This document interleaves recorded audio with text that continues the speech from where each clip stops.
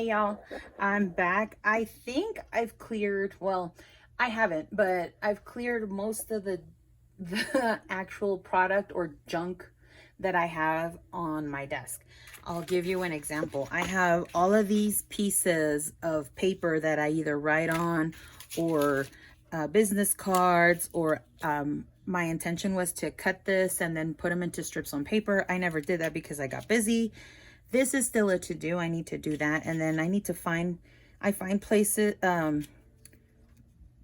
random pieces of bows or ribbon or tags that I think, oh, I'm going to kind of wallpaper them and then use them for actual ephemera so they don't go into the trash bin. I managed to clean this side of my desk. So here's the deal. I already cleaned out everything that was here. And by clean, I mean I just put it somewhere else. Because I want access to this. That's the whole reason why I put this here. This is my birthday gift from last year. There's my iPad. And then this is the never-ending bout with piles. This is how they start, right? I have my in-laws gift, and then their Christmas card, and then a mailer that I want to call and do some housekeep with. And then I wanted to see this magazine. My trimmer lives here in front of that, and then I have my bottle of water right over here on this side. This is where my bottle of water lives. I have a space between my trimmer and between my trimmer and my work surface, because I slide it over and then I can cut my paper that way. I'm left-handed. Maybe this would work better over here. I don't know. I'm still trying. I can never figure myself out. It just depends on where all the piles are. As I was saying, the reason why I want this free and clear is because this is my gift that I received, and it's a cursive font typewriter. I need to have this open and available, and this is where it was supposed to go. I think the only other way I'm going to keep this free and clear of piles to put on top of it is if I get rid of this. Just leaving it open might be better, because then that way I'm not inclined to put piles on top of it. I'm a piler. When something is in my way, when I don't want it right now, I pile things on top. So this is how it usually looks like. I have these cords here for my headphones and my tablet. And then this is what this area is going to look like here. Now, I wanted to talk about the stadium organizers that I have. I need to clear this. I have rocks, people. Why? I have children. I have this to remind me that I need to use wood veneer, and I used to have it over here on top of the ink pads. However, I quickly grew out of ink pad space. I need to purchase another 2 of these organizers. I like that they're clear. I need about another 2. And then I might get rid of this one someday, but not yet. So I like that this one holds more, I think, but it takes up more a footprint. It's a bigger footprint. And so it's a give and take, right, with organization. And you got to find what works for you. I would eventually like to get 2 more of these so that I can have space for my ink pads. I like that these are this way, because then I can take my sponge dauber and it fits right next to it. And especially the domed ones, they fit better here without having the ink pad be smushed or put in sideways like I have them over here. Let's see how I have them here. That's how I usually end up having them. This is my washi storage. My older Christmas goes in here, and I already put it away, and it's pretty tight in there now because I think I acquired a couple of more. But my Halloween and my Valentine's Day stuff is in there too. I'm hoping to clear out, as much as I can for the holidays. This is, maybe that's why. I just realized what I did wrong. I have, I should put October down here, and then Christmas and Valentine's Day should go up here, because I have space. And that's good because I have a couple of new washi tapes that are in the season. And I have some here and they're mostly by color, like in a color family that I like. And I have another organizer where I have washi tape at, but it's more, they're organized by designer or collection. And then let's see what else is new. I have my stamp or piercing pad here. I have one of these flat fans. I like them because I get hot with these lights, and so they let off a lot of light, and it's nice to not be sweating buckets. And so I have that there for access. I just got these Tim Holtz stamping blocks, and I think they've been really handy. My favorite ones have been these, but I also have this little acrylic block that I've used for the longest, and now I have these. Have been my favorite because I use these quite frequently. This little one, and then this long one. They're really thin, so sometimes if you have your fingers can get in the way if you don't know how to like use them, or you can stamp with one end, like hold this end and then press down on this end and use it that way. It needs a little bit of practice to get used to these because they are thinner than the like old-fashioned blocks. It just takes a little bit of time to practice and use those. If you're all clumsy like me too, what I learned is that you'll totally ink your fingers on this if you're not keeping in mind that you don't want ink on your fingers. So that's here also. The other thing that I have here that I want to clear out is this box right here. I have rubber bands here because I put like the ribbon together, or sometimes I like to hold pieces of strips of paper together. I have my Stampendable little hockey puck for my stamp press.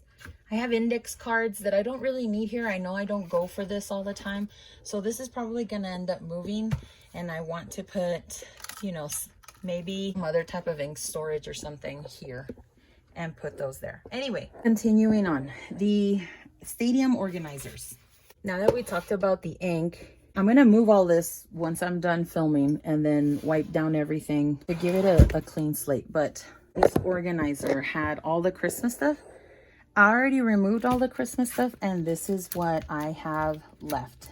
Now, this is where I think I found something in my process that I need to remember for next time, because this is mainly filled with the Heidi Swapp stuff, and that's where my organization this year is going to change. I'm going to move these over to my craft cart. I have one to the left-hand side of me, and this is all like stencils, but also these are dies that I recently acquired at Tuesday Morning, and I want to use them. And so I just have them out here. Same with these stamp sets because I just acquired them and I want to try something. And these are the die set that from Tim Holtz and the label set that I haven't used yet. So things that I want to try out. And then generally the Heidi Swapp stuff lives here, but I think I'm going to change it up and move it. This was all interspersed in, or the Christmas stuff was all interspersed with this.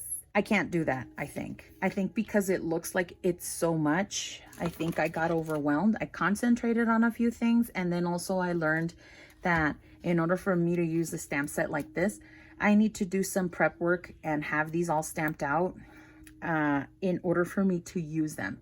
So I think in one of the months that I'm working towards this thing is I'm going to stamp each of the numbers in like traditional red, traditional green, traditional blue, and then that way I have 3 sets of the different colors.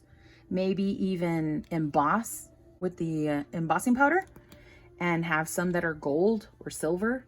That would be nice. And then I could, because I have so many to do, I can just change up the colors and then be able to do multiple sets.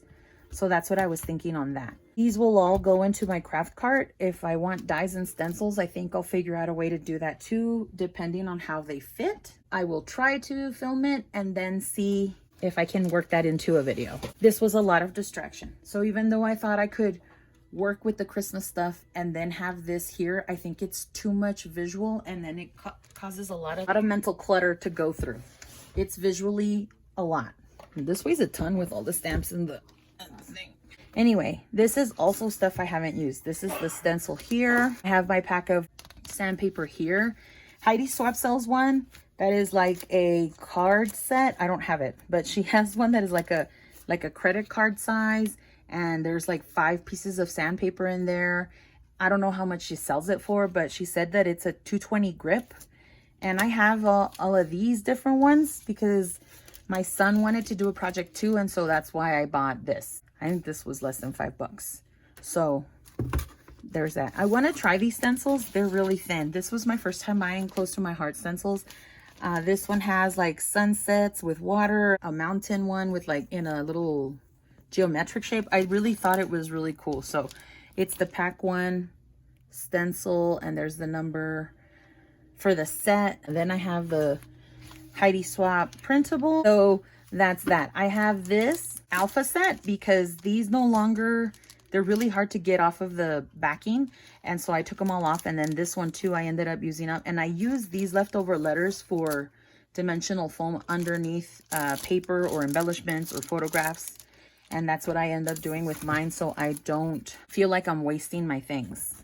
And these are two of the empties that I got. This is actually for one of them, but the brown one's gone. And then this is one of the red ones. And I think I just must have moved everything over to one sheet so that it doesn't take up dimensional space. Just consolidated everything into one. This is what was taking up space in everything that was in with the Christmas things. So I know now that that's not what I need to do. Oh, here's another block. If if you like to save space, but you like multiple or different types of shapes or sizes of blocks, then that would be something you would consider. There's 9 of them in there. And there's one that's an 8x4 and a 6.5x5 and a 6x4. Like, they have a lot of sizes that are really good, especially if you have large stamps and all that. Anyway, back to it. This is all things that were cluttering my mind, and maybe that's why my line of thinking wasn't so streamlined. Maybe it would help if it would be. And so next time I'm just going to clear the whole thing out, because I said, oh no, it doesn't bother me, but maybe subconsciously it did. Maybe it was too much. I don't know. So I will be clearing these and starting a new countdown. Do you guys have, I guess I made 54 layouts last year. And I don't count cards. I did in 2020. Only did 6 cards according to that. But I've been keeping track of my layouts like this on a card since 2017. So I'm just going to keep going, and I'll make a new one this year. I haven't had any layouts done this year, but I've done plenty of those panels. So maybe I should count those as cards. Who knows? I'm not going to count cards. So I'm going to clean this up again. I'm going to rethink what I want and need inside the Stadium tiered organizers. And then I'm going to remove everything and dust it up or dust it off. Here's some more. I guess I have these kind of tidbits everywhere where I make embellishments, or I punch out or die cut a bunch of things. And so I need to go all through all this and then put these in the appropriate places. So other than that, I'm going to stop it here, and then you can see the cleaned, finished look, the clean slate of my desk when it's done.